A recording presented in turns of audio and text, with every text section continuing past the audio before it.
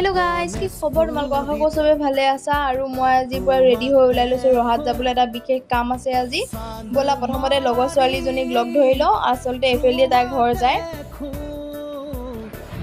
আহি পাই গ'লোহি, টমটম যে ৰখি আছে তাতে তাইৰ ঘৰ। তাৰপিছত দুইজনীকে লগ পাই গ'লো। আমি এতিয়া টমটমৰ কাৰণে ৰখি আছোঁ।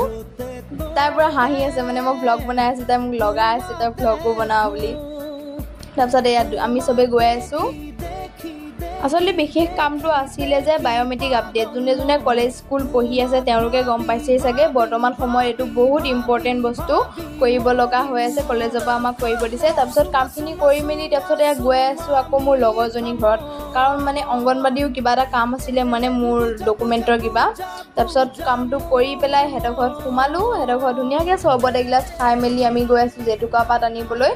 এয়া সিহঁতে জেতুকা পাত ছিঙি আছে আৰু মই ফোনটো লৈ ধুনীয়াকৈ মোচন দি আছোঁ। তাৰপিছত মোক সিহঁতে দম দিলে। তাৰপিছত দি কৰি আমি জেতুকা পাত লৈ পেলাই ঘৰলৈ আকৌ যাব লৈছোঁ। তিনিজনীয়ে আহিছোঁ, কিন্তু তাই আমাক আগুৱাবহে আহিছে। তাই এইফালেদি যাবগৈ, মই আকৌ মোৰ ঘৰত যামগৈ।